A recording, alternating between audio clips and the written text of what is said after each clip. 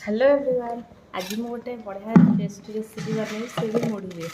चलतु स्टार्ट करिया। प्रथम आम मुढ़ी नहीं जा जी परिमाण खाइबा से अनुसार मुढ़ी नहीं तो ये मुढ़ी नहीं जाइए।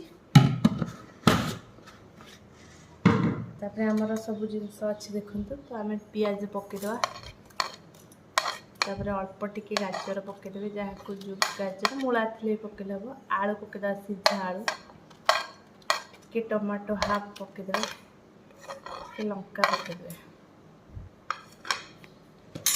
अल्प टिके लुण देदेवे टेस्ट लुण देलापर मिक्सचर टिके देदेवे